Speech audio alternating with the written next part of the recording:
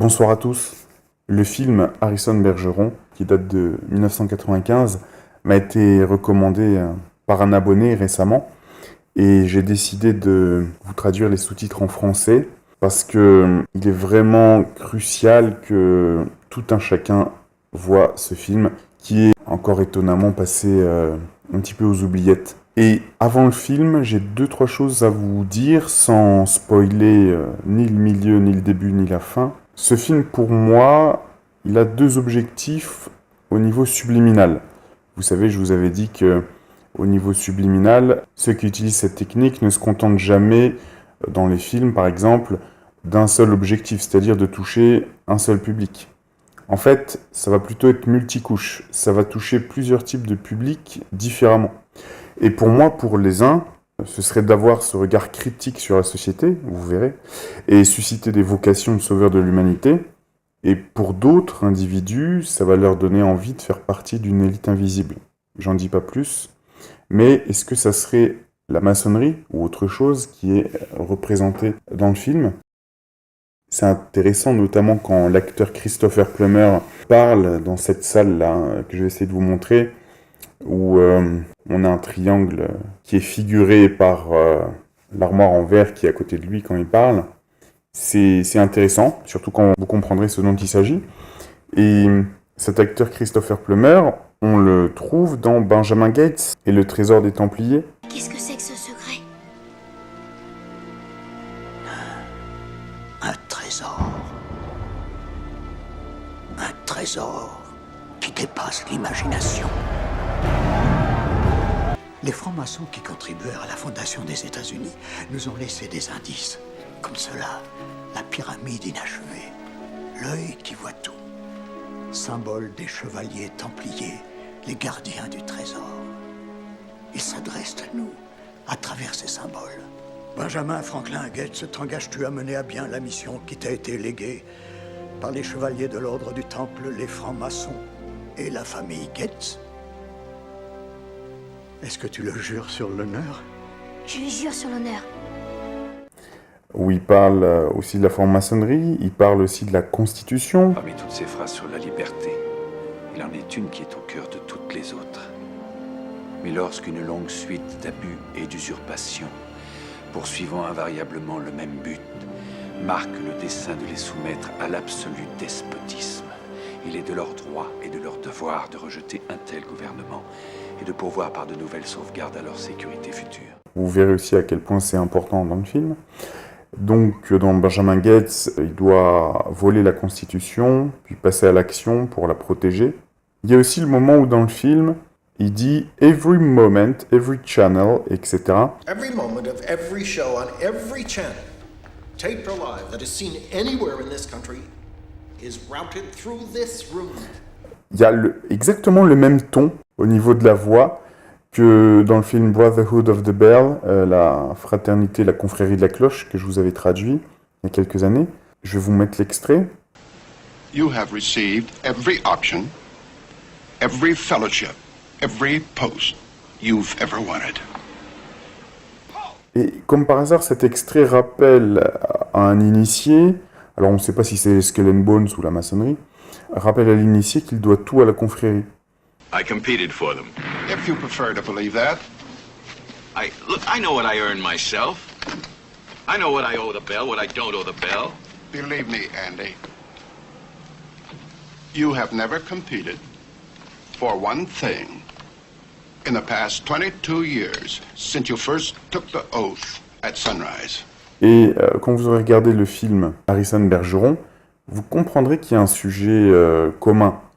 Donc ça fait partie de ma théorie où, vous savez, on trouve étonnamment les mêmes acteurs dans toujours des films qui ont les mêmes thématiques de fond. Et enfin, vous verrez aussi qu'ils font allusion à un moment au canular radiophonique, entre guillemets, d'Orson Welles, qu'il avait fait dans la nuit d'Halloween 1938. Il avait adapté pour CBS le roman La guerre des mondes de H.G. Wells. Et l'Army a mis ensuite 15 ans à établir un démenti, plutôt mal bâti d'ailleurs, en laissant la brèche ouverte aux suppositions les plus folles. Et donc vous verrez quand il sera fait mention de ça dans le film, le directeur dit « je vous dirai pas pourquoi, tu vas faire comme après la guerre des mondes, tu vas démentir en disant que c'était une fiction. Et ce qui me retourne le cerveau, c'est je me suis dit, mais attends, s'ils disent ça dans le film, ça voudrait dire que le truc de base était vrai, puisque c'est le cas dans le film. Hein. Et donc, est-ce que ce canular d'Orson Welles, qui a été démenti fort maladroitement, est-ce que le postulat de base était vrai? Vous voyez ce que je veux dire? Bref, voilà pour la petite introduction de ce film Harrison Bergeron, qui va, j'espère, vous intéresser.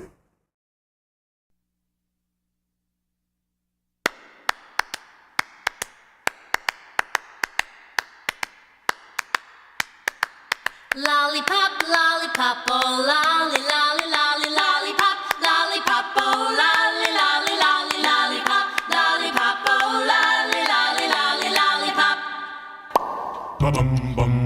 Lollipop, lollipop, oh lolly, lolly, lolly, lollipop, lollipop, oh lolly, lolly, lolly, lollipop, lollipop, oh lolly, lolly, lolly, lollipop. Call my baby lollipop, tell you why. His kiss is sweeter than an apple pie. And when he does his shaky rock and dance, man, I haven't got a chance. I call him lollipop, lollipop, oh lolly, lolly, lolly, lollipop, lollipop, oh lolly, lolly, lolly, lollipop, lollipop, oh lolly, lolly, lolly, lollipop. Sweeter than candy on a stick, huckleberry, cherry, or lime. If you had a choice, he'd be your pick, but lollipop is mine. Lollipop, lollipop, oh lolly, lolly, lolly, lollipop, lollipop, oh lolly, lolly, lolly, lollipop. Lollipop, lollipop, oh lolly, lolly, lolly, lollipop, lollipop. Hi, Judy. How was your weekend? How was your date with Frank? Great. I'll tell you all about it at lunch. Jeannie Bayliss, D+.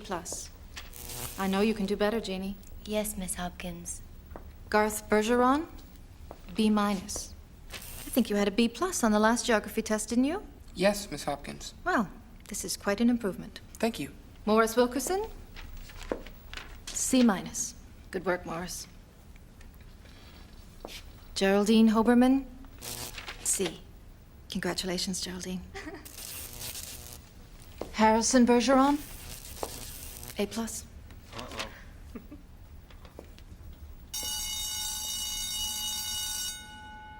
How many years have you been held back now, Harrison? 3? 4. Well, you never get to grade 15 with these marks. I know, it's pretty embarrassing having your younger brother in the same class. When was your band last adjusted? A month ago. They increased the intensity? And the frequency. I mean, it just doesn't help. Don't get discouraged, Harrison. You know, many pupils would be tempted to cheat on their tests, give wrong answers. You've got a lot of integrity. Yeah, I wish I could get rid of some of it. Who's your intellitrist? Dr. Gordon? He's well regarded, but a little old-fashioned. I'm going to suggest to your parents that they take you to see Dr. Eisenstock. You know, 4 years ago when I started teaching, my pupils had the second highest academic average in the state. I was very nearly fired. He helped me tremendously. He's good? Yes. It'll save you the time when you're in a bind. And now, let's get back to championship golf. Jerry needs this 18-inch putt to send the tournament into extra holes. The putt looks like it's breaking slightly left to right. Let's watch.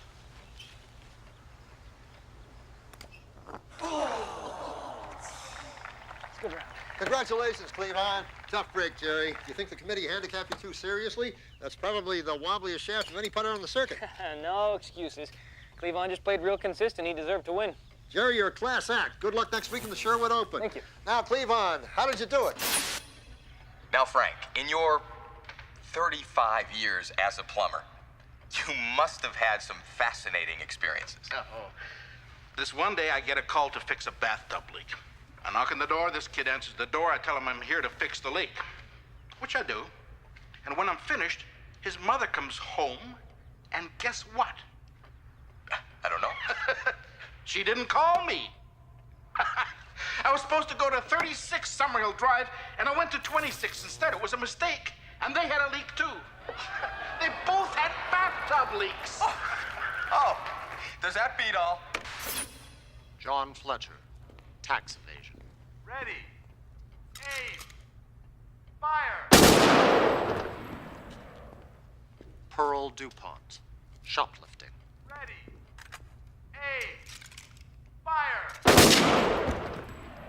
We'll have more executions coming to you live from San Quentin after this word from our side.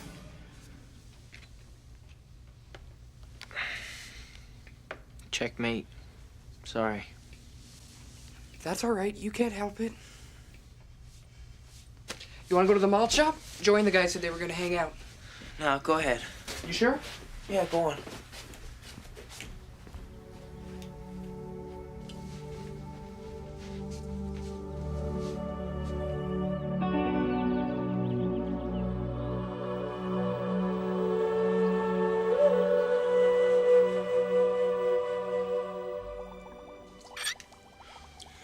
What is 17 times 14? 238. And who was the 19th President of the United States? Rutherford B. Hayes. Can you help him, Doctor? I'm not sure, Mrs. Bergeron. We have been experimenting with pitch and length as variables. With your permission, we could try to modify Harrison's intrusions in these respects. Oh, if you think it can help, certainly.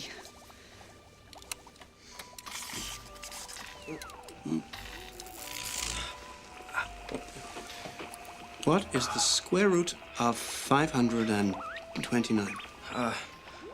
23.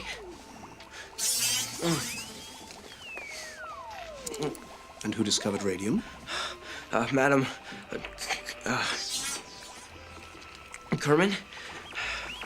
And what is 8 plus 6? 17. No, 14. It's very good. I think you're going to see a big improvement, Harrison. Great. Thank you, Doctor.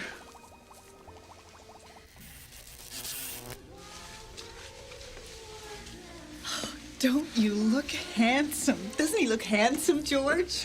Almost as handsome as his old man. And that's pretty darn handsome. Oh, I'd better base the roast. You nervous, son? Well, a little. I mean, what if we don't hit it off? I know how you feel.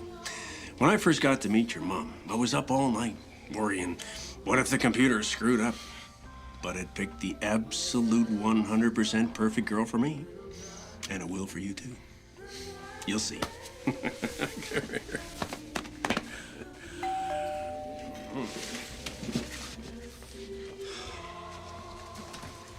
Come on in.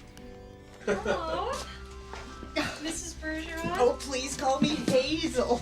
Do come in. This is my husband, George. We're Wally and Jane Starbuck. Welcome. It's so nice to meet you both. And this is our son, Harrison. What a fine-looking boy. Harrison, hello. Sir?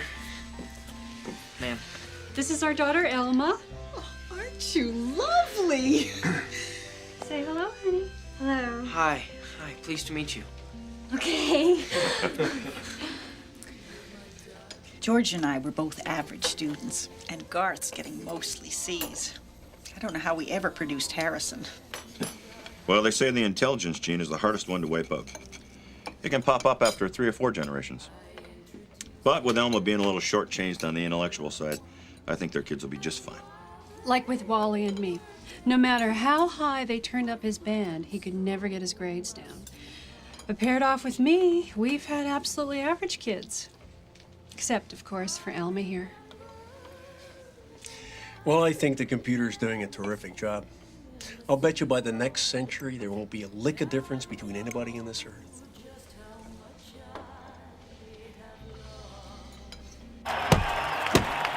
Oh! What lousy handicap. Oh, you said it. They should have put weights on his legs. I can't believe that. that. So Look at this unexciting. stuff. The boys do like their sports. Wally and I were thinking about December 3rd for the ceremony. Would that suit you? Oh, a December wedding. Oh. Look at me. Oh, yes, that would be fine. What size reception were you thinking of? Well, of course, the law allows up to 200 guests, but most of our friends have kept it to 100, so we don't want to seem like we're, showing off. Of course.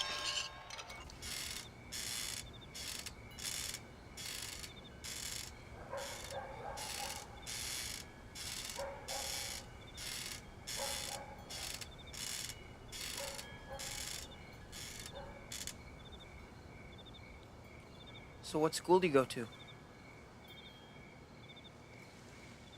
Harding. Do you like it? Everyone makes fun because I'm stupid. Yeah, some kids can be real jerks. But you shouldn't feel bad. It's not your fault you're stupid any more than it's my fault that I'm smart. We can't all be average. My science teacher says someday we all will be. Anyway, I don't think you're all that stupid. Thanks.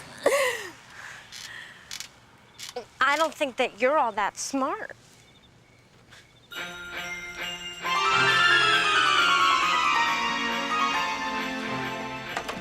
Not too late, boys. Okay. Good night.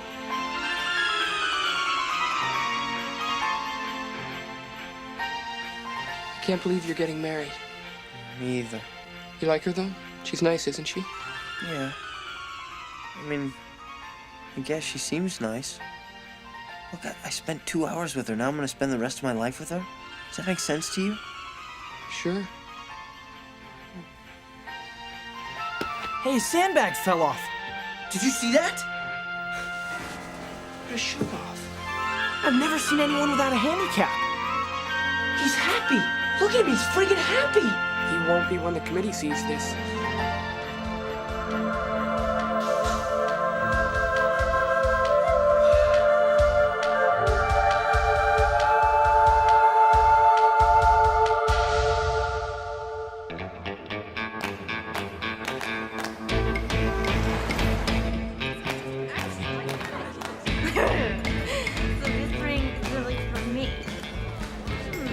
Yeah, it's really for you.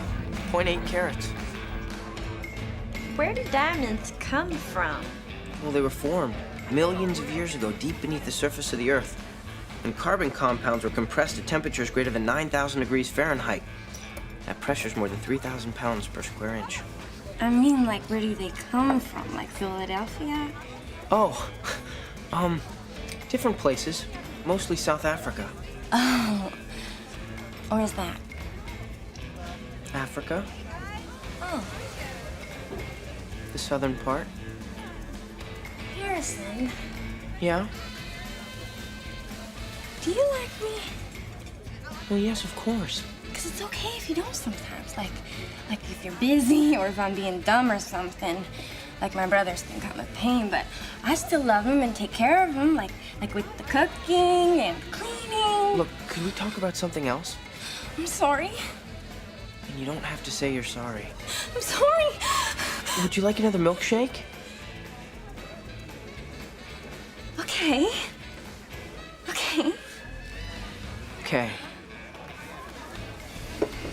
A pink one. Okay. Okay. What name is given to the period that started with the end of the Second World War and ended with the dissolution of the Soviet Union? Morris. The Cold War? Right. And what do we call the period after the Cold War? The Great Recession? And what made this recession different from all other recessions before it, Jeannie? Well, it never really ended. It just kept going. Why? Garth? I forget. Bridget? Class? Anyone? Harrison? I don't remember. It's all right. Go ahead. Well, in all previous recessions, once the economy bottomed out and production increased, unemployment decreased.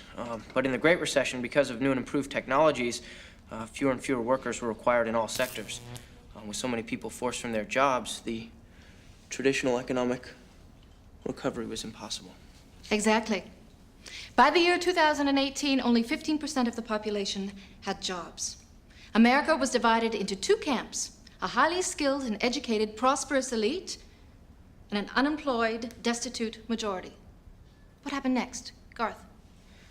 Well, the people who didn't have jobs were very unhappy, and they started making trouble. Like they'd bomb buildings and have riots and kill people and stuff. Right. And that was the beginning of what we now know as, class? The Second American Revolution. Right. And we'll stop there for today. Harrison, can you stay behind? Think you'll manage to graduate this time? Think you'll ever learn how to spell graduate? Keep moving, Morris. Your grades are starting to creep up again, Harrison. I know, I'm sorry. I can't help it. Do you want me to see Dr. Eisenstock again? I think that would be best. Harrison, what is the first article of the new American Constitution? That all men are not created equal. It's the responsibility of the government to render them so. Indeed. Well, son, you are one of those men, and for all intents and purposes, I am the government. It's a simple procedure, really. We just create electronic blockages at certain points. The brain is forced to reroute messages and information around these blockages. The new routes require double or triple the time. All mental activity is slowed, and intelligence drops drastically. Is it risky? Oh, not at all. The surgery is carried out through two tiny holes drilled in the skull. He'll be out of hospital in a couple of days at most. Well, I suppose we should talk it over with his father. Yeah. Mrs. Bergeron, the operation is not optional. The handicapping guidelines make it mandatory for cases like Harrison's. Oh. Well, maybe we should just try adjusting the band again. I mean, an operation seems so permanent. I'm sorry. No. You have a very special mind, Harrison. Extraordinary, really. Whatever electrical intrusions we place, your brain overcomes them. Great. Oh, tell me the truth, Harrison. Won't you be just a little relieved when you're just the same as everybody else? It's lonely being smart. When can you schedule us? Is tomorrow too soon? Oh, no. That'll be fine. We've got a wedding to plan. Could I have a word with Harrison alone? So, what are your plans for tonight? We'll probably just sit around and watch TV. Why? Well, it is your last night with your natural brain. A very exceptional brain. Have you ever heard of head houses? Yeah. Ever been to one? They're against the law. Technically, yes, but as long as you keep your band on, the authorities tend to look the other way. You've been to one? For research, occasionally. I just thought you might like to know what your mind is capable of. It will be your last chance. Maybe. Well, if you should decide to go, here's the address of one in the neighborhood. It's clean, well run. You can tell them that I sent you.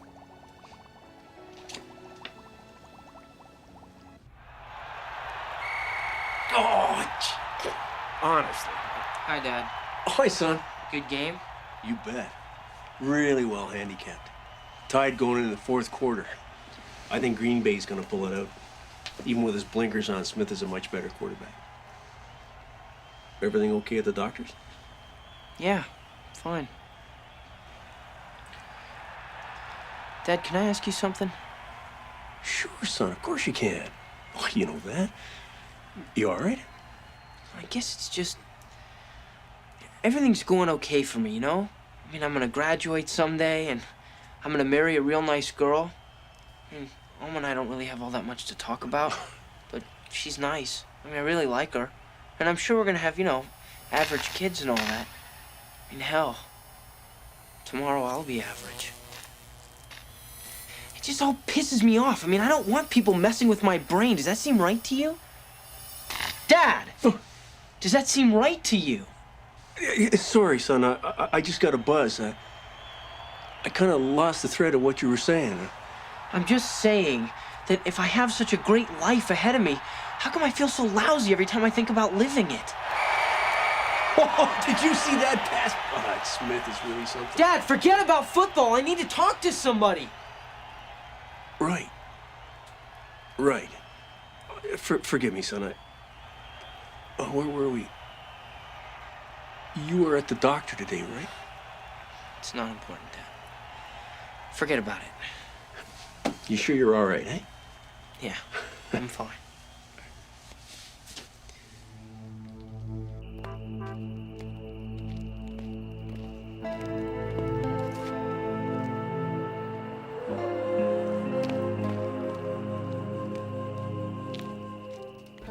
Yes? Dr. Eisenstock gave me your address. Oh, what's your name, dear? Harrison Bergeron. Well, come right in, Harrison. Care for a drink, dear? No, thanks. Ooh, want to get right to it, huh?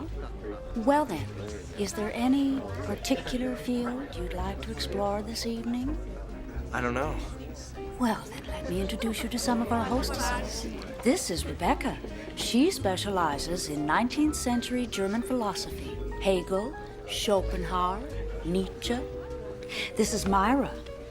Quantum theory. Jennifer, Cubist, and post-impressionist art. Hi. Philippa. She's our chess expert. Chess? Well, I like chess. Well, good. Philippa, this is Harrison. Hello.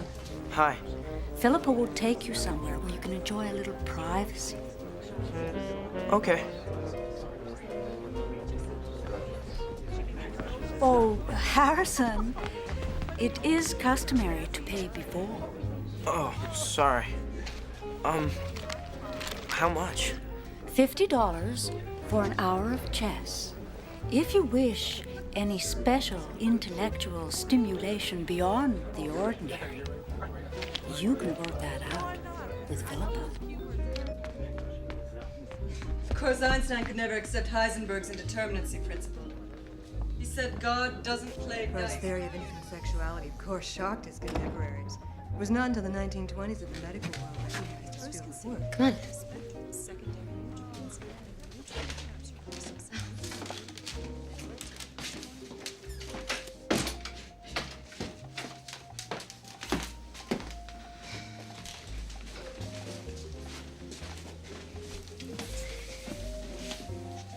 Sit.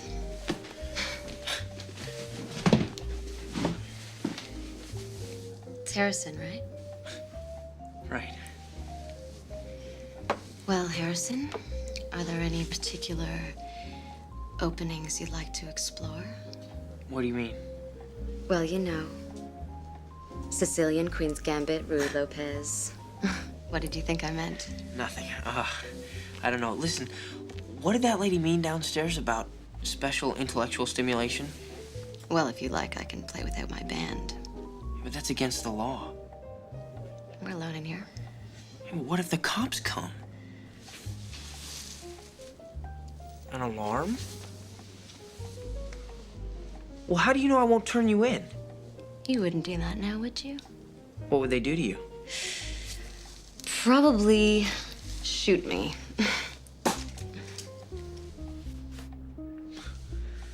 You're brave. You gonna report me, Harrison? There's a telephone downstairs. Call the police. Move. You know, it won't be much of a contest if you keep your band on. I can hold my own, thank you very much. I'm sure you do a lot of that. Would you stop being so weird and just play chess, please? Okay.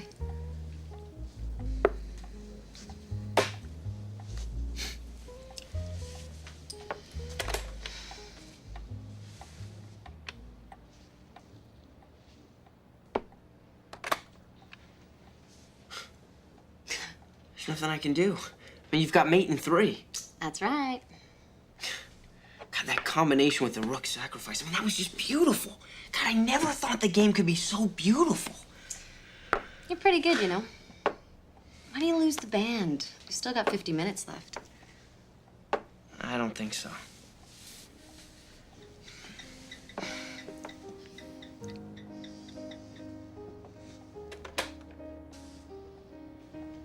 You're not gonna win.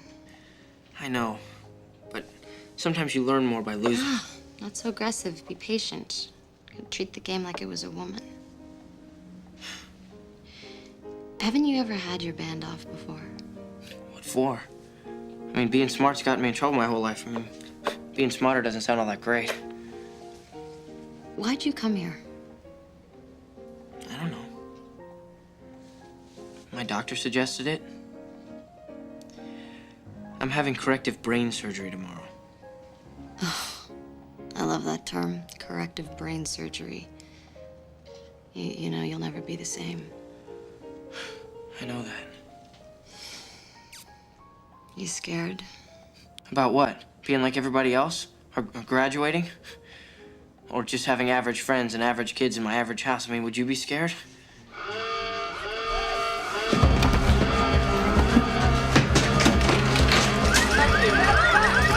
Let's go!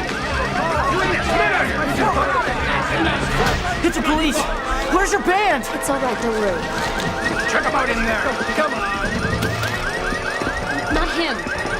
Sorry, ma'am, no exceptions. Not him. I like him. Can you hear me?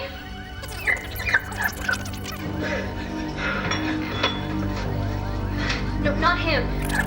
Not him. I like him. Can you hear me? Yes, I can. Bring him in.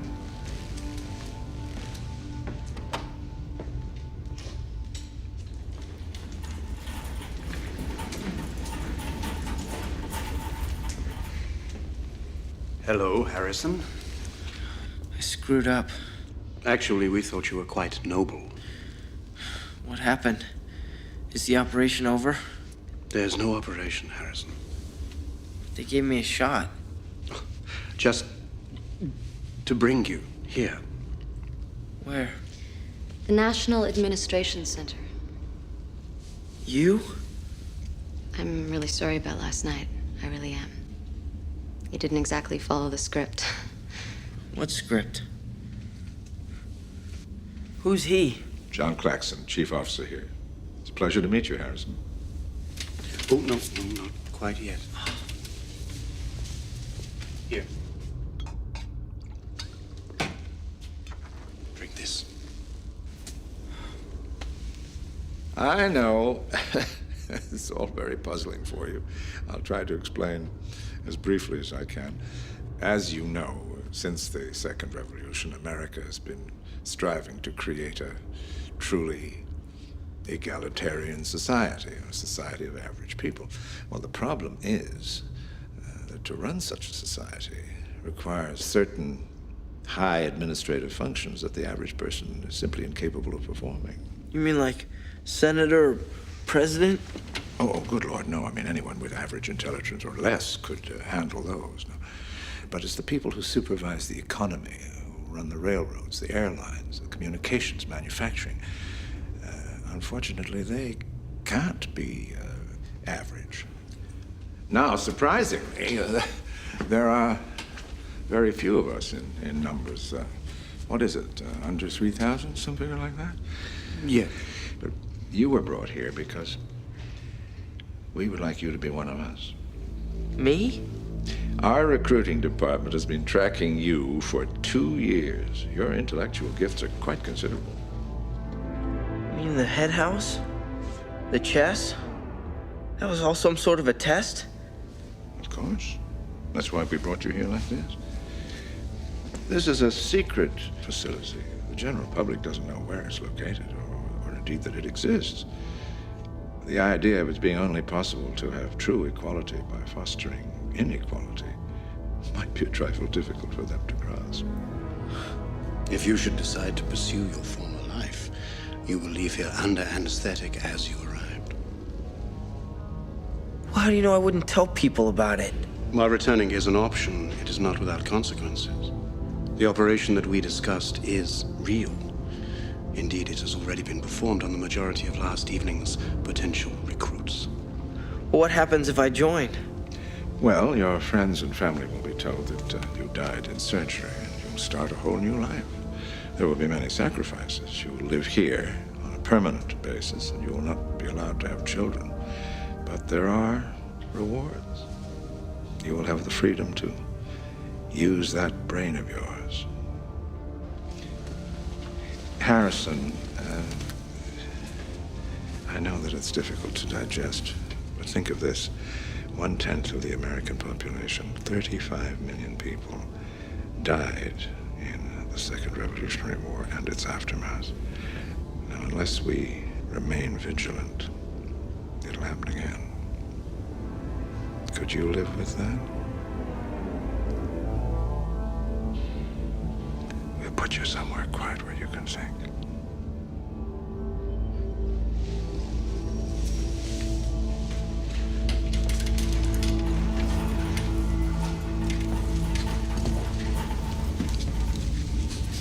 $35 million. Well, let's not quibble about the numbers.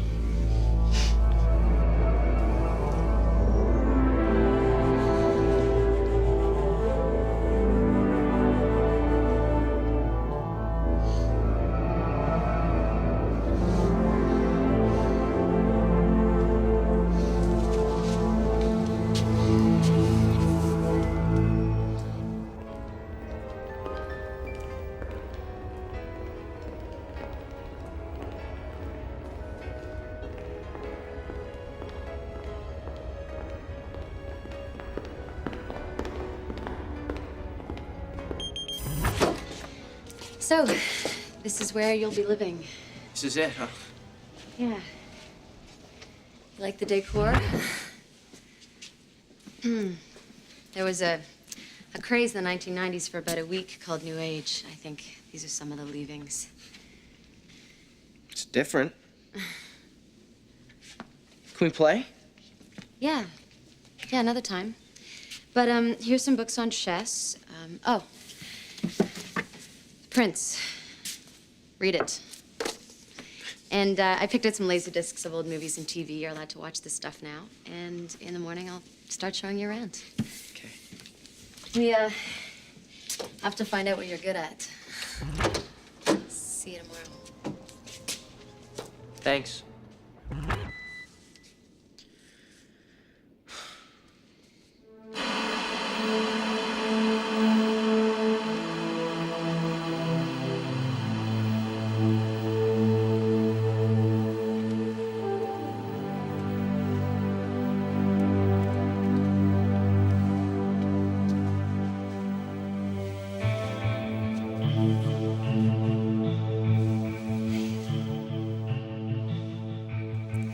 What time is it? Oh, it's okay. I had a hunch this might happen. You've got 10 minutes to shower and change. Hey, those movies were great. Casablanca and the one about Rosebud. Yeah. Hey, and who is that old guy in King Lear? King Lear. No, the actor. Macaulay Culkin. Right, right.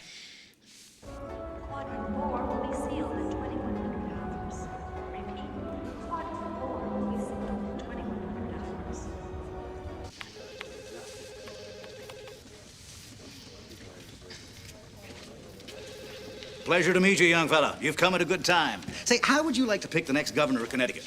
Excuse me? We're just about to select a new governor of Connecticut. In the old days, politicians used to come to power through a process of election rather than selection. Nowadays, of course, we know nobody's any better at the job than anybody else. Folks never really believed it made any difference anyway. All elections did was make sure nobody got too big for their britches, become a tyrant, something like that. Our process does that every bit as well, and it saves a whole lot of time and money. Makes sense. Well, how about it? Me? Sure. It's fine with the other members of this electoral commission. Well, what do I do? Well, the names of all the adults in Connecticut have all been randomly collated with numbers in this computer. You just punch in any number up to 8 digits. Go on.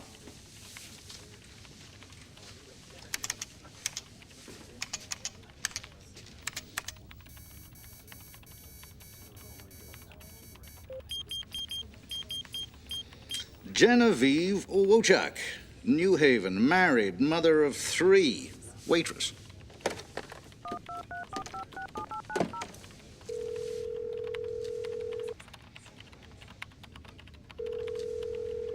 Hello? Is that Mrs. Genevieve Wochak? Yes. One moment, please. Give her the news. Go on, you picked her, you tell her.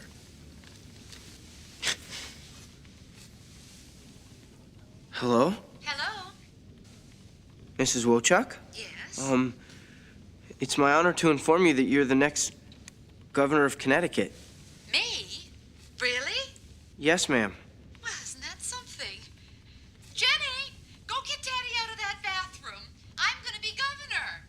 Douglas, don't you put that in your sister's hair. Well, when do I start governing, dear? Someone will be contacting you later today to work out the details of your inauguration. I'll have time to get my hair done. Absolutely. Well, goodbye for now, Governor Wochak. Thank you. Douglas, you Delightful woman. Let's crank up her band a smidge. Yes, sir.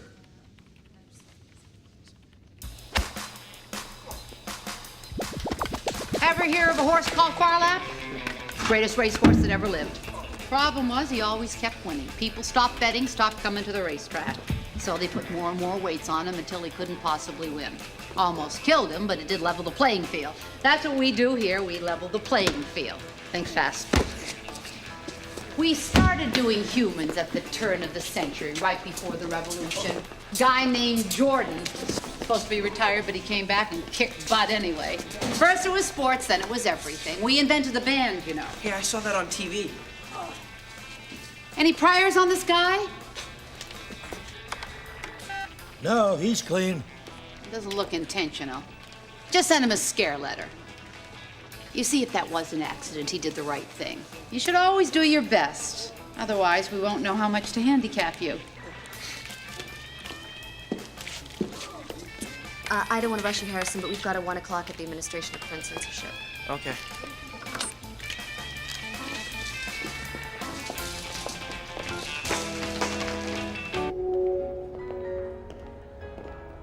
I realized when I was watching those shows last night that everything today looks an awful lot like the 1950s. Is that intentional? Rule number 1 here, everything's intentional. America was happiest in the 1950s. At least that's how people who were alive then remembered it. And after the revolution, the administrators just redesigned the country on that model, sort of a nostalgia by proxy. Huh. It works. Hello, Harrison. How's it all going? Pretty mind-boggling. Oh, I think your mind can withstand considerable boggling. I'm sure you'll have some questions for me soon. When you do, feel free to come see me anytime, please. Yes, sir. Without the mouthful.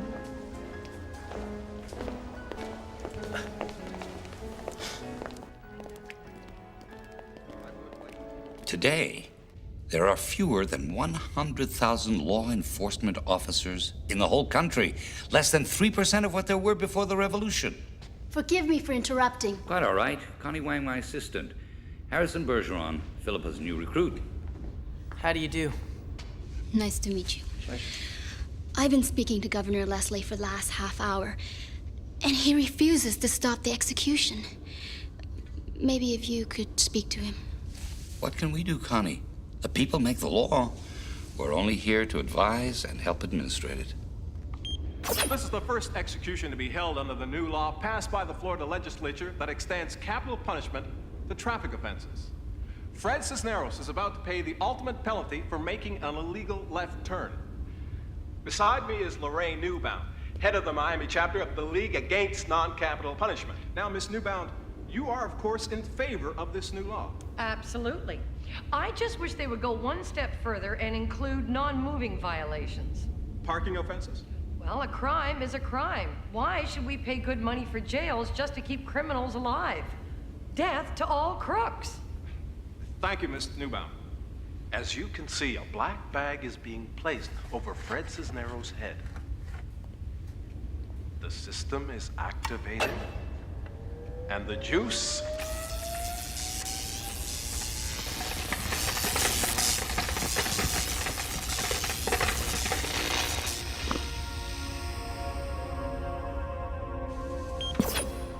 Funny. Before the revolution, when I was a kid, executions were rare events. In the old days, there were endless debates among experts about how to fight crime. More prisons, more police, gun control, better rehabilitation, job counseling, training programs. Nothing seemed to work. But when the average people took over the government, they realized they weren't smart enough to come up with a way to fight crime. So they decided to just fight criminals. Traffic violations. Well, be fair, Connie. It's worked. There are a lot of fat policemen sitting around in station houses watching soap operas in this country. But Mr. Shockley, I watch television a lot. There seems to be executions going on every day. Oh, most of those are reruns. We don't advertise the fact it would hurt the ratings. And we want people to watch for the deterrent value. No, there's very little crime out there. Well, maybe we should just kill everybody. I mean, that would take care of crime for sure. Don't fuck with the will of the people, young Harrison. I fight about it with Connie all the time.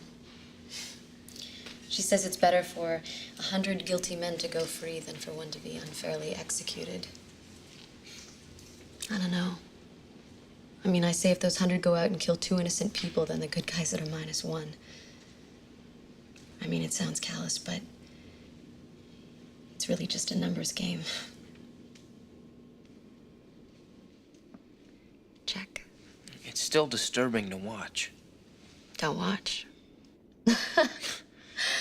Oh, hell, I think Shockley's the only one who actually likes to watch.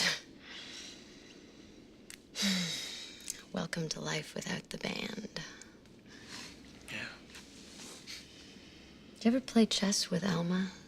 No, just my brother. You miss your family, don't you?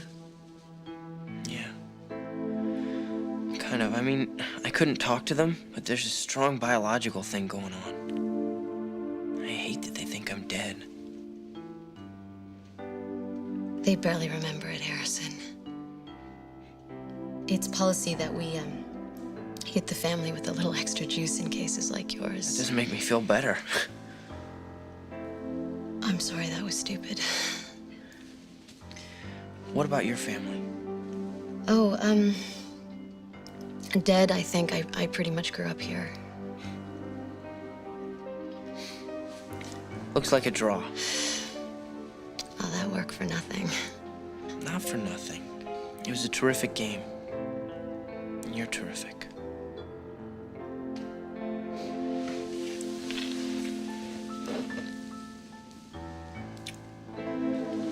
I'm sorry, I should go. Harrison, before we exchanged queens tonight, there was a position where you could have had mate in 4. You saw it, didn't you? No.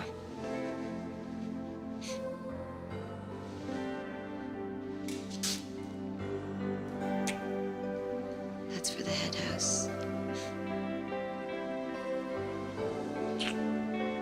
That's for the draw. Even though if you do it again, I'll kill you.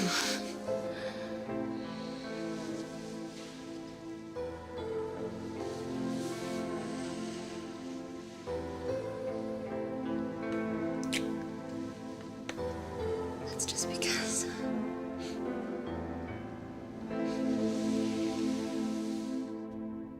Now the other one. Now tell me, Harry, which banana cream pie do you like better? Mine or your mother's? Well, they're both excellent pies. But I'm sorry, dear, I have to say that yours is the best. Mother! You told me last week that my banana cream pie was better than hers. I'm sorry, Mother, it's just... That's all right. At least I know where I stand. If you think that her banana cream pie is best, enjoy it!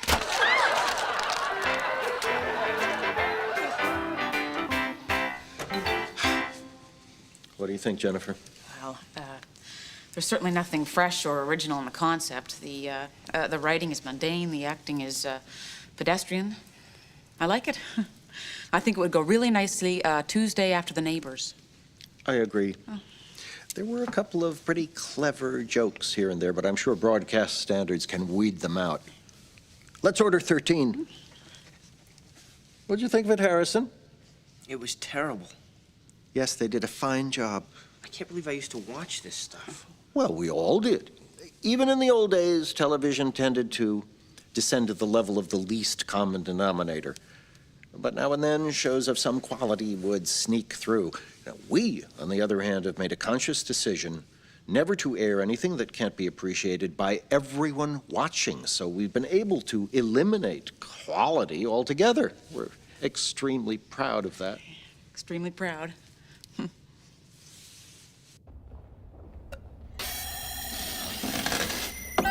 Open, please.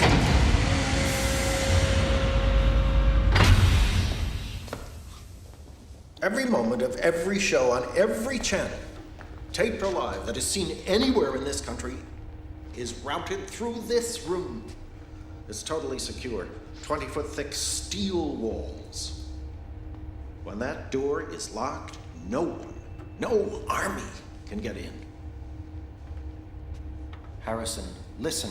If you become a member of this department, and I hope you do, you will have enormous responsibility. Yes, sir. Let me show you the studio. Hurricane Walter is gathering force in the Atlantic and moving towards the Carolina coastline at 30 miles per hour. It's too soon to predict exactly where it will strike land, but we urge everyone in that area to take precautions. Stay tuned to this channel for further details as they develop. Got it. That's great. So it's tough to work these things? Nah, just look through here. See, focus, pan, tilt, invoice. Add 2 donuts and a cup of coffee and you're a cameraman, right, Bert? Nah, that's for apprentices. We usually go for a half dozen.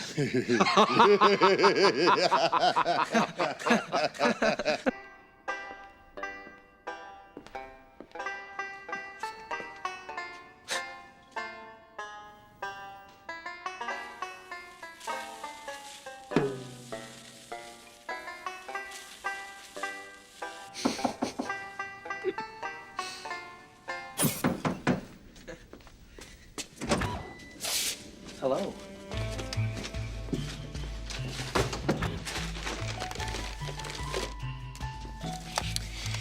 The Adventures of Robin Hood, The Searchers, North by Northwest, It's a Wonderful Life, and some really great jazz. I made you something today, down in equalization.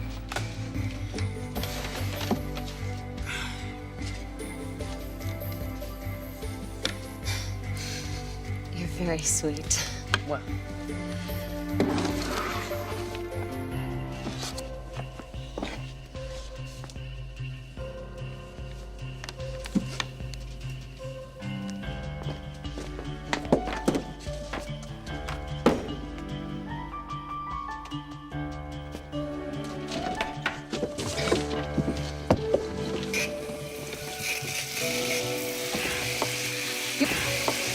This crap is coming out of your hair for good. Oh. You are like a whole century out of date. This whole thing is like some kind of oil company conspiracy. I can't even believe they still use this I stuff. never had any complaints before. Spare me. Now, promise me you'll never go near this stuff again. I promise.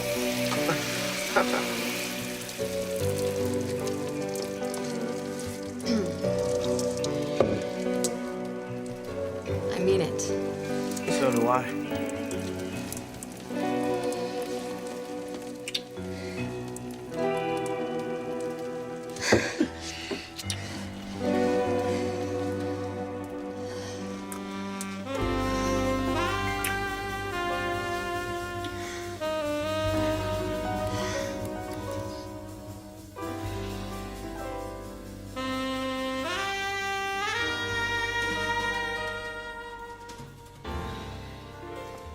Elma and I didn't. I didn't. I haven't. I know. So you'll tell me if I'm doing things right? You already are.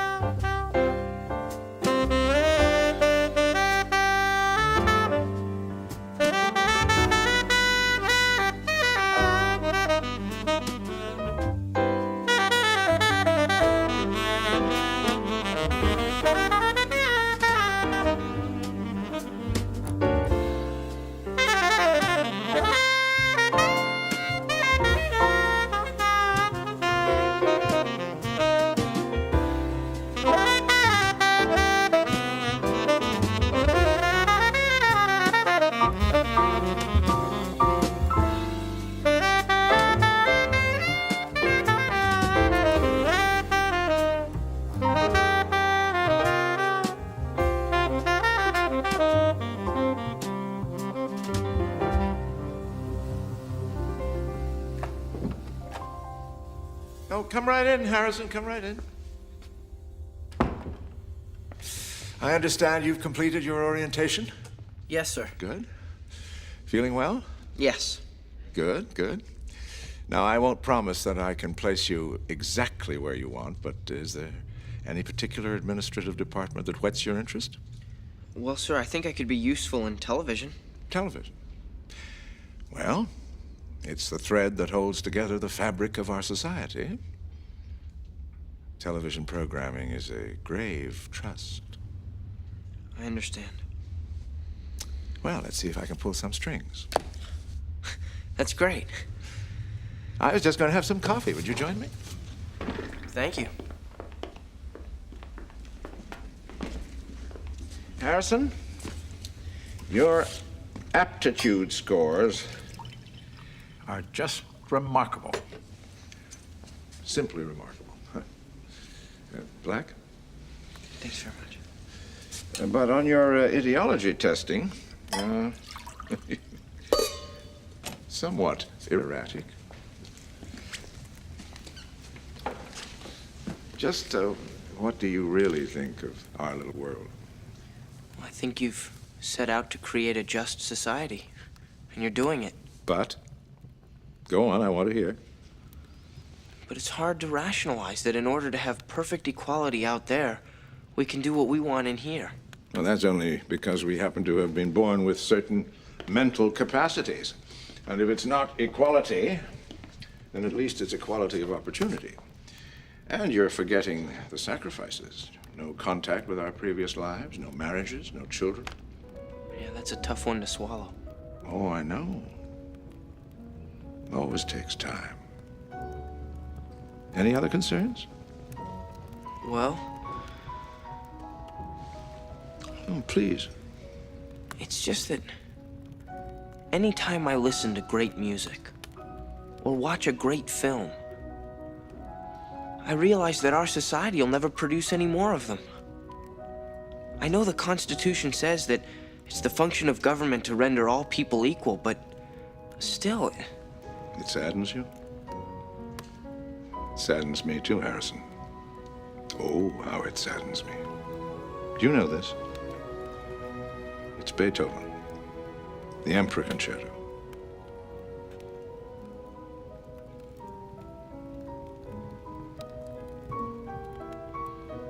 Can you imagine how I must feel?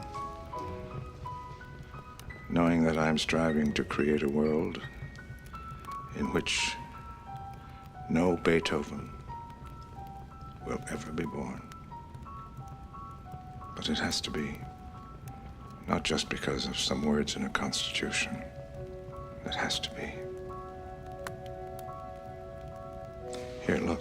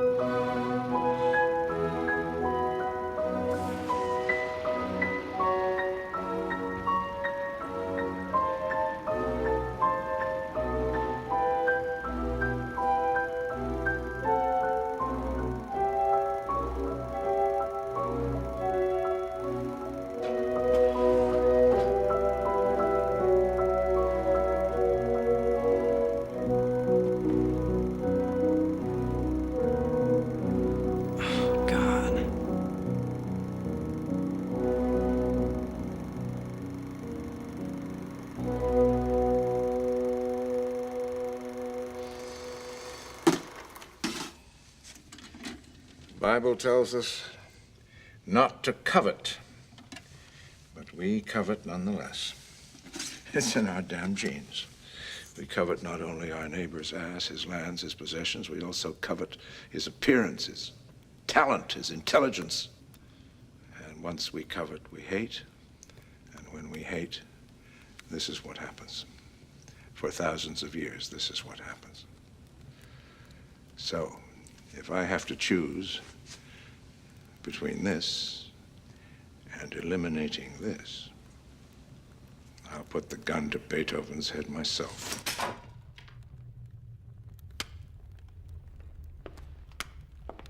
Here you go, Harrison. This is a copy. You watch it. Study it well.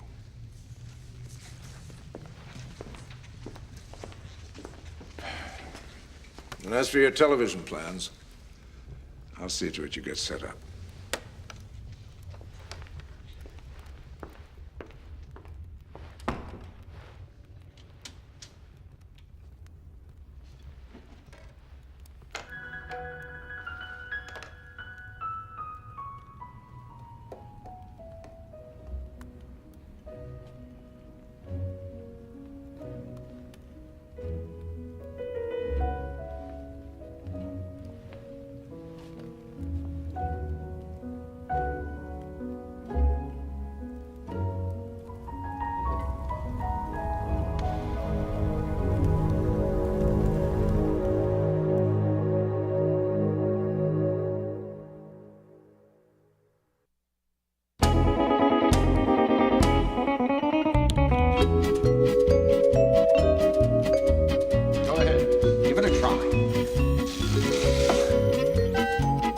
Please.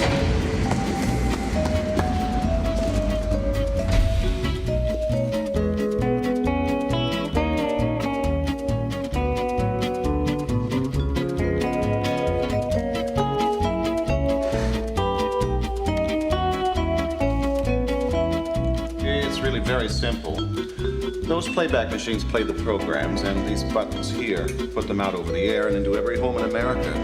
There's nothing to it, really. Let's tell them that in this section here, they've got to be very careful that it isn't too much of one thing or the other. Right here, this is a very amusing moment coming up. To have them cut it out. Make sure that's it. When the little boy reads to the class, let's not hear what he's actually saying, because we don't want to get into a problem with text. And I don't think we should see it.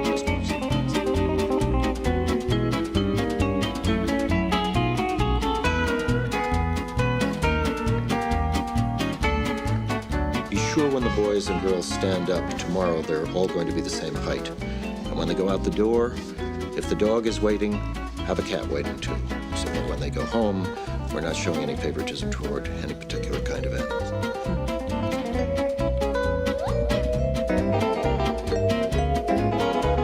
Central Archives will close at 1200 hours today. Here's that tape that you asked for.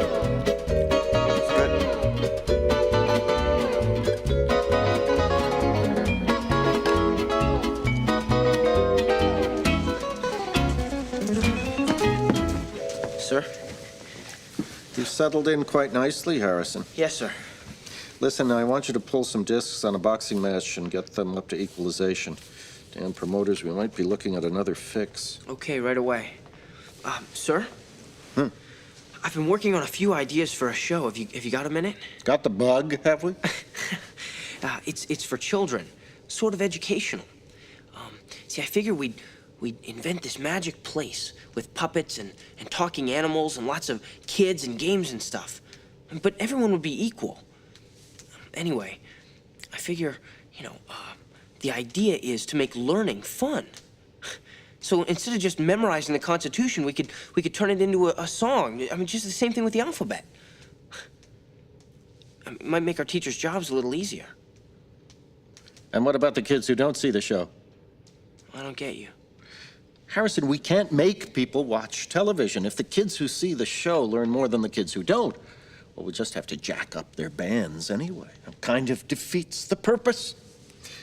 No, you shouldn't learn anything from television.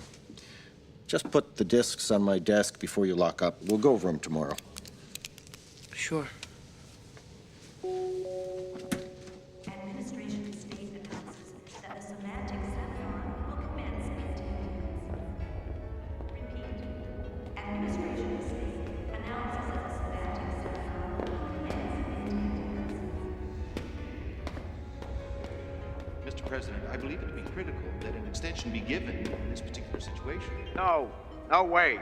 But, Mr. President, the Premier is only asking for another 24 hours. He wants the approval of the Moroccan Parliament. He fears a civil war if he acts without their backing. Fuck them. I told them 2 weeks ago if they didn't agree to dismantling that factory under our supervision, we'd bomb the shit out of it. Now they got 1 hour to agree, otherwise, bombs away. But, Mr. President, the installation is only 5 miles outside of Rabat. The nuclear fallout could be apocalyptic. Well, that's what they get for building a T-bomb when we told them not to. Those cocksuckers gotta learn not to fuck with us. 59 minutes. Inform the Premier, tell Missile Control to make final preparations for the strike. You've got to be kidding me. Shouldn't we get Claxon down here? You know his motto, the will of the people. Well, this isn't the people. This is some steel worker from Scranton we picked as president. I'll remind you, Mr. Reynolds, that since that nasty Canadian business, American policy, brutal and unsophisticated as it is, does work. The rest of the world, it seems, has learned to use the president's stirring words that they can't fuck with us. This Moroccan business is different. The Premier is in an impossible situation with the border dispute in Algeria and the unrest in his military. The President does not understand the complexity of the matter. Now, he may be an average person, but I can assure you leaders of other nations are not average. They are subtle, sophisticated men, and dealing with them takes great skill and patience and diplomacy. Sir, the Moroccan premier has agreed to the terms of the president's ultimatum. As you were saying. What's wrong? It's this place. I don't know, it's crazy. That McCloskey guy came this close to blowing up Morocco. Newman thought it was sort of funny. He's a prick. It shouldn't work like that. I mean, we can do some good here. Just because everyone's equal, maybe we can bring half of the people up rather than bring half of them down. The smarter people get, the more efficiently they produce. And the more efficiently they produce, the more people get left behind. And that pisses them off. Bingo, revolution. That's why we have a Department of Economic Suppression. Well, silly me. That is the thing. That is the beauty and horror of this place. They've thought of everything. They've anticipated everything. It's like the whole future has been rewound and corrected. Wait a minute. Does that include us? And are we going to be corrected? Let's get out. What? Get out. Escape. We could do it. When I go to the head house, you could sneak behind me and we could just run. We could cross the border into Latin Mexico. From what I can tell, they're worse off than we are. Yeah, but there are real people there who live real lives. And maybe there's some real lives left over for us. They're just going to wind up like we are now. I mean, the whole world is going to wind up like we are now. And it's selfish. We have to try and fix things. I mean, the people outside of here, I mean, they're like babies. My parents are like babies. We're responsible for them. We can't help. Hell, they don't even know that they need help. Well, you're pretty complicated. Look, you brought me here, remember? I mean, remember, what about all that stuff about envy and equality? I mean, how you want me to leave? We have to leave, Harrison. Look, I can't explain it right now, okay, but you just have to trust me. But what if they catch us? What if they don't? I won't wear another band. Please just think about it. All right, I will. Soon?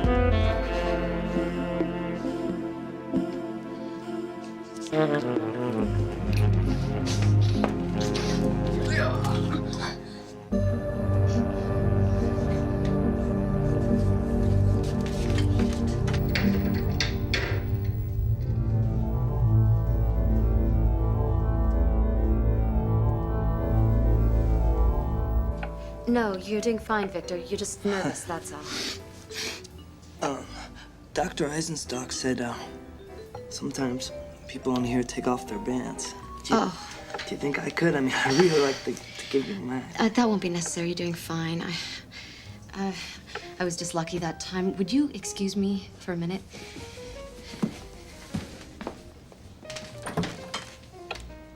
Tell me about your family. It's pretty normal, I guess. Mother, a father, 2 dopey sisters, bunch of aunts and uncles. What about you? Where's your family? Hello?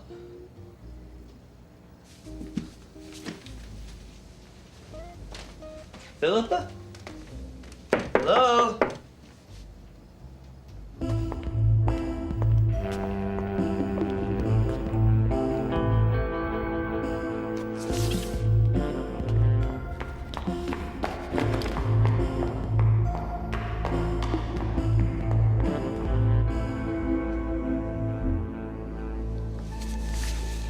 Jesus, you scared me.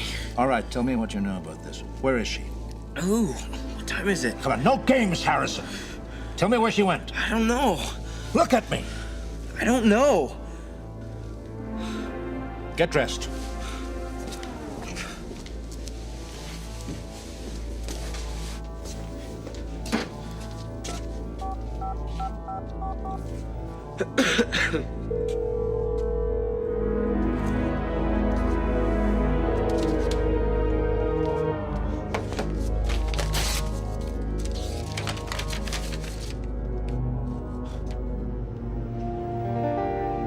I can't ask you to do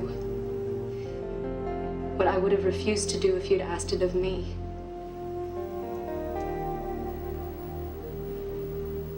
I just have to leave the center for a while, but it's not you. I love you.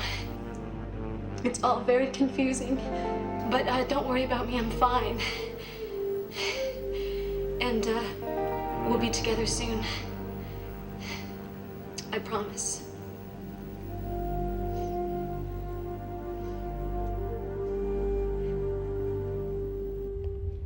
Where's Shockley? He left last night, sir. We had a runaway in recruiting. Now, you listen to me. This is very important. No one speaks to her before I do, and no one speaks to Shockley before I do. If you hear from either of them... All right. Where is she? We got her. How? Nothing fancy. It's a long walk into town. We beat her to the station. Doc says she'll be loopy till later tonight. What does that mean? Eisenstock, I had to drag the son of a bitch out of bed this morning. For what purpose, you little... Scrambled the eggs. On whose authority? I don't need authority. It's policy for runaways. In the old days, we used to kill them, remember? You better leave now, Mr. Shockley.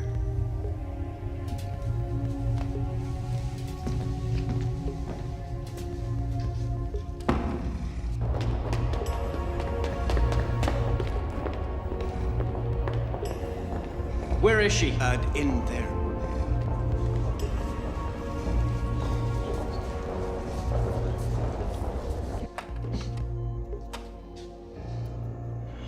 Jesus Christ.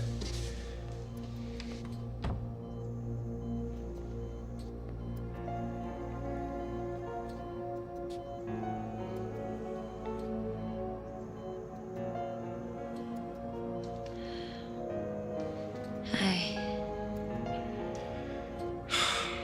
Don't worry, baby. You'll be all right. We'll fix this. Fix what? Nothing. Nothing.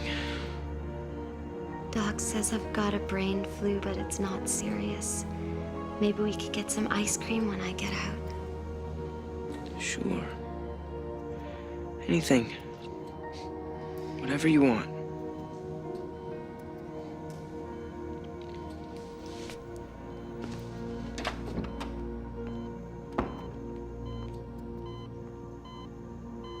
Are you all right? No. I'm not all right. I mean, what the hell was that about? I mean, she was gone for 6 hours. Were you afraid she was going to tell the whole world about your little empire? The operation was a mistake. Nevertheless, when you're recruited, it's for life. You can't leave the center. Yeah, well, that's bullshit. As soon as she's better, we're both leaving. I'm afraid that's not possible. What is your problem, anyway? I mean, she wasn't trying to hurt you. Maybe she just wanted to go to the zoo or ride a bus. You've always got to be in control. But she's not dead. You can still love her. Yeah, what would you know about it anyway? Quite a lot, actually. She's my daughter. What?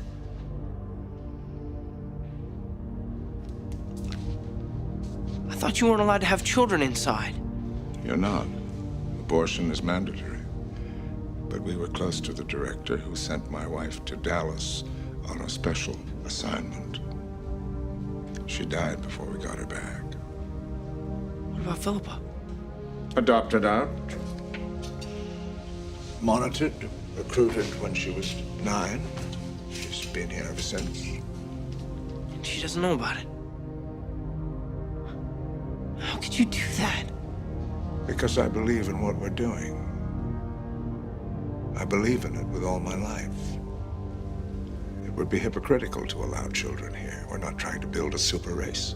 Yeah, well, you are a super race. And you are a hypocrite. The system is perfect, Harrison. Just sometimes the people who run it aren't.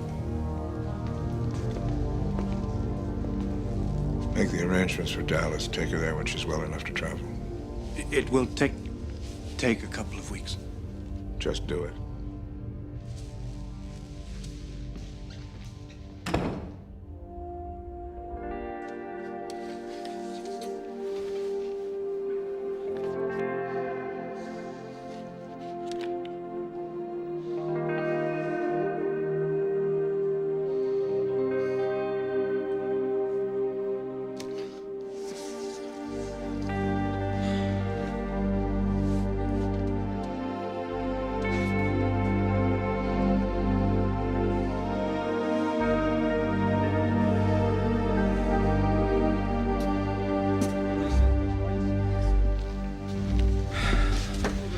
It's my ass if you damage this. Hey, what are you making? Your own show? Something like that.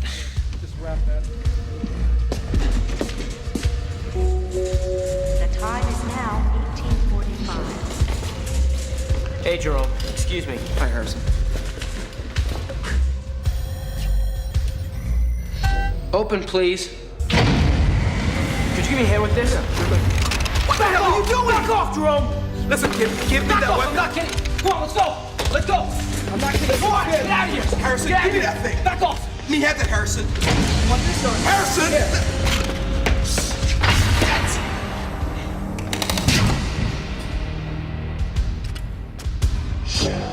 How did he appear to you? What do you mean? He means. Quiet, Shockley. Did he seem deranged? Of course he's deranged. Quiet. I don't know. It's hard to tell when someone's pointing an automatic at you. What do you want me to do? I want you to get cancer. Where's the technician that was in the booth? He's just outside. Keep him there. Don't breathe a word of this to anyone. And get Newman. John. Get lost.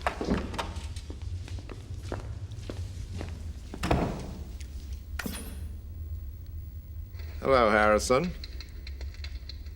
Hello, Administrator Claxon. And what exactly do you think you're doing? I'm starting the Third American Revolution. Maybe we'll get it right this time. A revolution? All by yourself? And just how are you going to manage to accomplish that? I'm gonna have a little chat with the country, the whole country. Harrison, listen.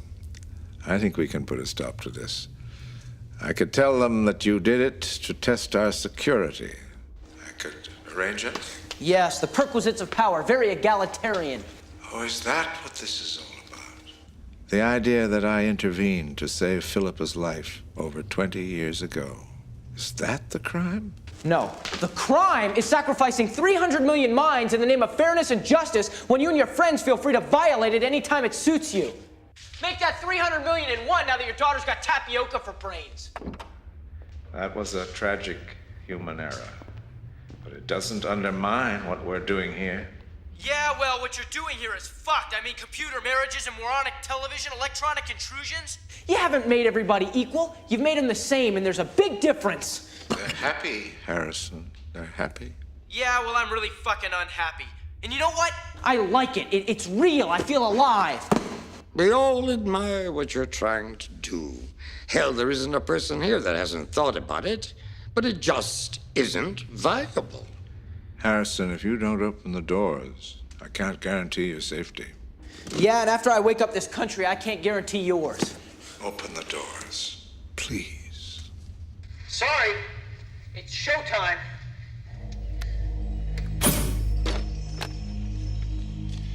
Yes? This is Chief Administrator Claxon. I'd like to speak to the President, please.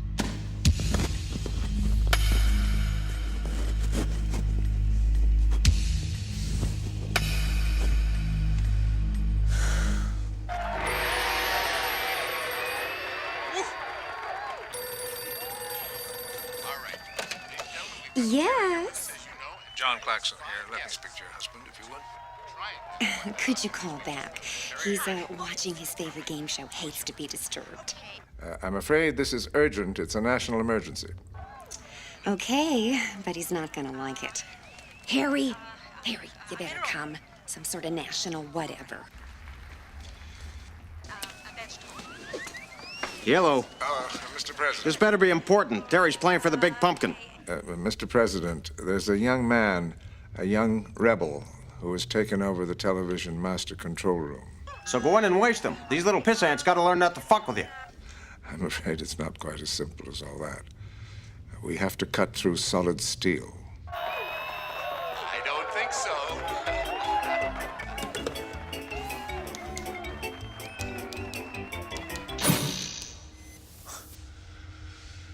Hello, everybody. I said go it. I'm sorry for the interruption of your usual Sunday night viewing. And please don't try to change channels. You'll find my face on all of them. My name is Harrison Bergeron. I work at a place called the National Administration Center, where, although you don't know it, we run your lives. Bring on the lasers. I've illegally taken charge of this control room because I want to get you to overthrow your government and the whole system of forced equalization. Now, the people who came up with this system had really good intentions. They wanted to get rid of envy, which can lead to a lot of terrible things. And they did it, which is great. But what have you had to give up in return? You don't even know, do you? Well, as long as I can stay on the air, I'm gonna try and show you some of the things people are capable of. What you might be capable of too. But for you to understand what I'm gonna try and show you, you're gonna have to do something you've been told is wrong and evil. You're gonna have to take off your band. Please, take it off. Right now. It's not evil. If it was, why would we administrators be allowed to walk around without them? Yes, that's right. We are. I don't care. Just get him there now. Take it off. I'll bet once you do, you never allow another government to make you put it on again.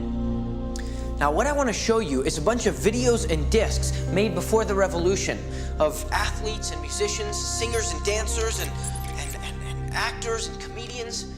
And I better warn you, you're gonna envy these people. I know I do. I think you'll find that seeing and hearing them is worth a little envy. Now, this first is a great saxophone player. You've never heard anything like it. The music is called jazz. If you haven't taken your band off yet, do it now, please.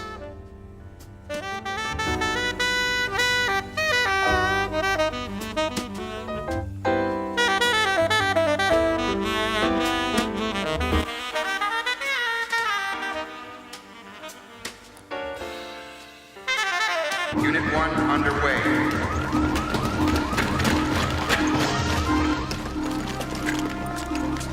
Unit 1 into position. Shit. Hull ID disabled. Hold your positions.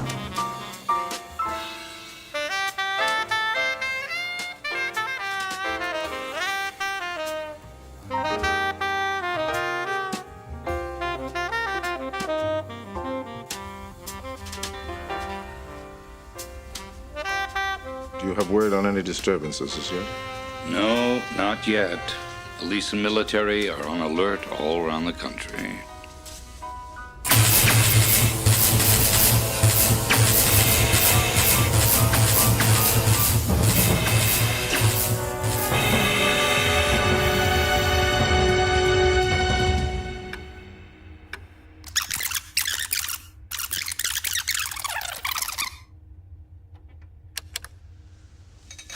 This next is a film made in the early 1900s by one of the funniest guys of all time, Buster Keaton.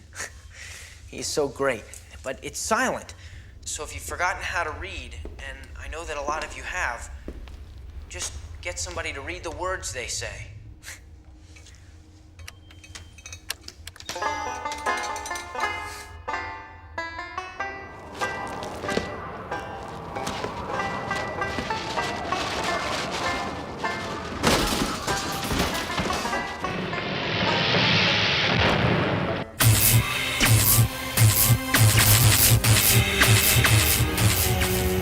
See the mountains kiss high heaven, and the waves clasp one another.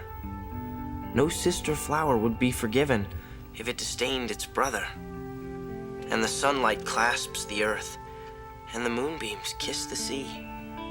What is all this sweet work worth, if thou kiss not me?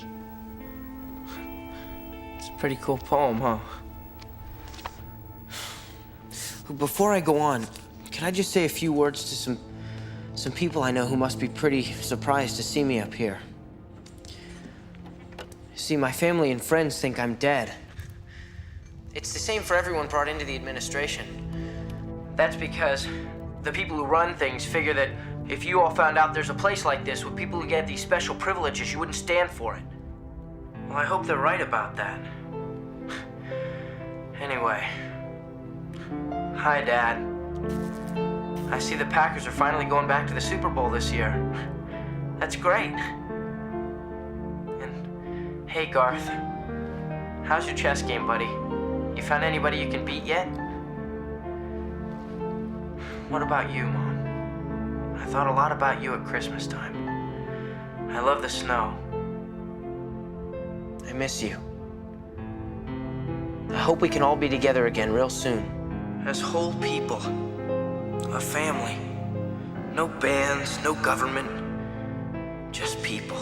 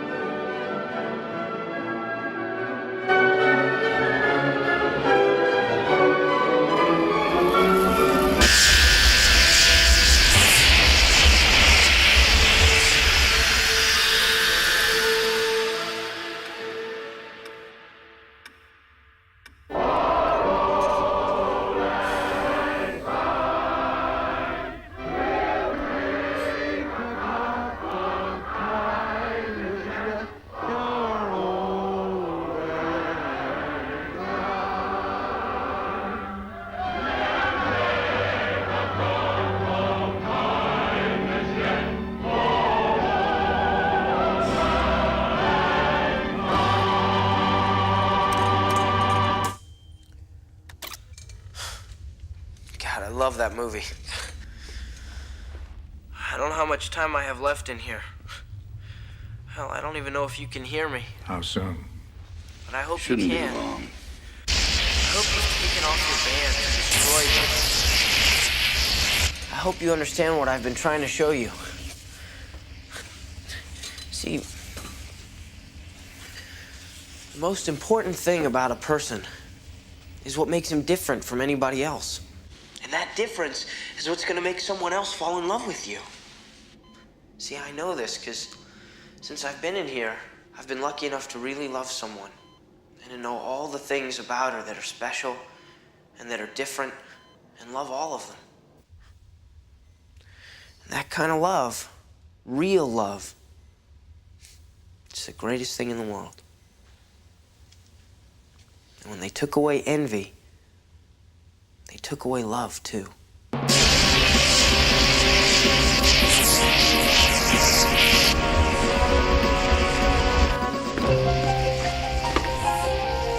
hope we have time for one more, but I wouldn't bet on it. And if you so much as entertain the idea you'll kill him, I will surely kill you.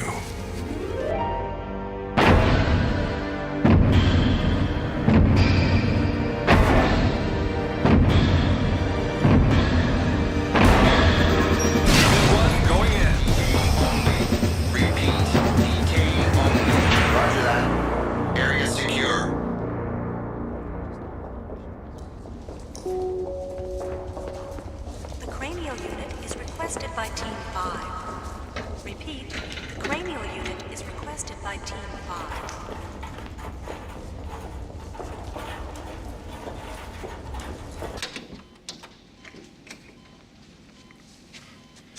What's happened? Very little, Harrison. The broadcast. Did people take off their bands? Yes. And then they put them back on again right afterwards. Even after seeing all those wonderful shows?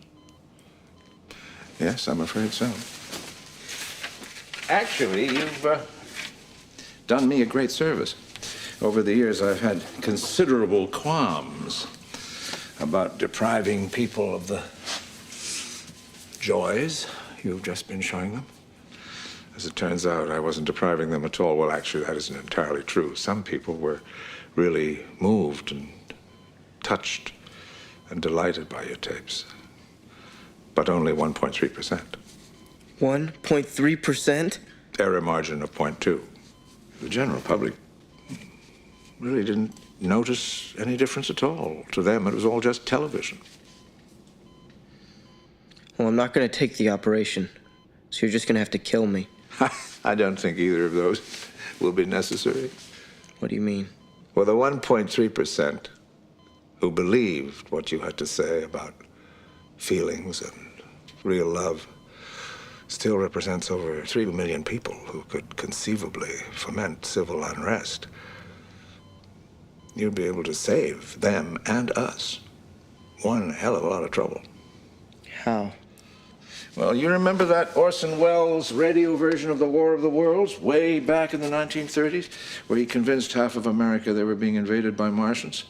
You could go on the air again and say that what you did was the same sort of thing. That it was a hoax? That it was a kind of play that you were just performing. My family and friends, I mean, they must realize that they were lied to about my being dead. Everyone you ever knew has had the electronic intrusions from their bands tripled. You're a bastard. Harrison, it wasn't a coincidence that Philippa recruited you. From the very beginning, I knew you had it in you to one day be a leader, that there was a little of me in you. I won't be here forever, son. What I'm saying is, you were selected. Did she know? No. But Philippa has good taste. I assumed that you'd get together. And do what? Carry on. Well, you were wrong. Yes, about many things, but not about the center. There is no other way to live in peace, and you, young Harrison, have threatened that peace. It's time to undo the damage. I want to see her. She's not here. Well, then send someone to her apartment and bring her back. She's gone, Harrison. She's relocated. Son of a bitch. I have to live with that. So can you. Philippa is going to have a contented life, and you can have a rewarding one. You can help people. You do me that small service. I'll see to it you're always informed about her life.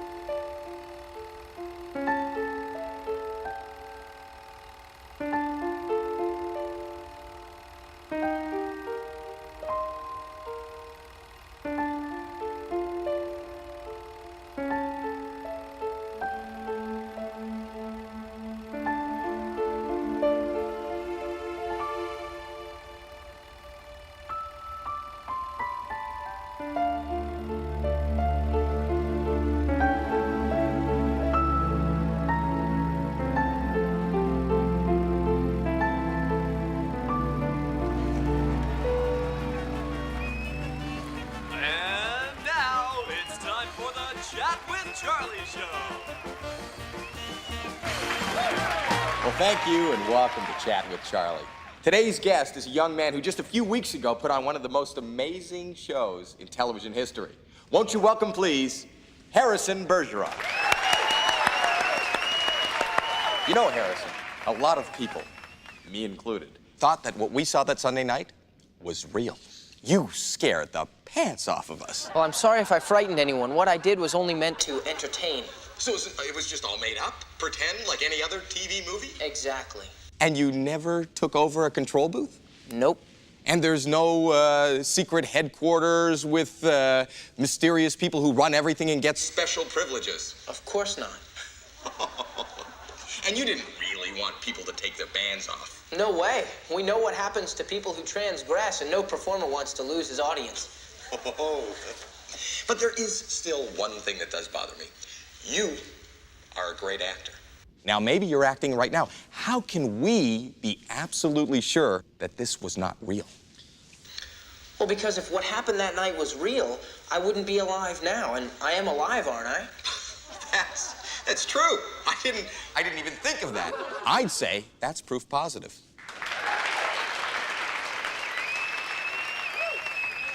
That's right, Charlie. Nothing you saw on TV that night was real. Any more than what you're about to see right now is real.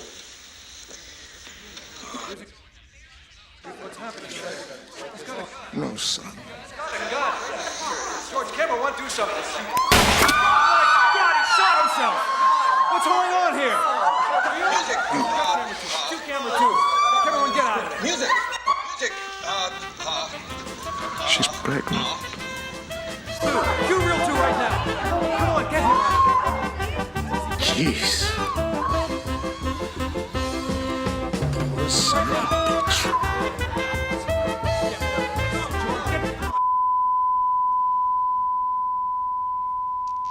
What just happened?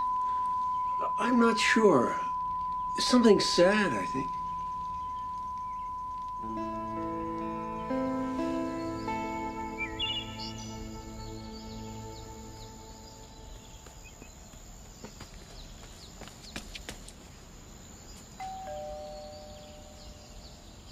I'll get it, Mom. It's just Todd.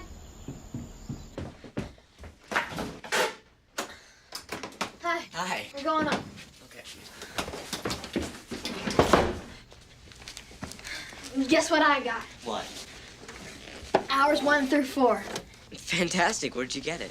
I traded with Alan Wyman for hours 5 through 7. But that had the Keaton on it. It's just a temporary trade. You want to watch it? Sure. Isn't your mom home? It's all right.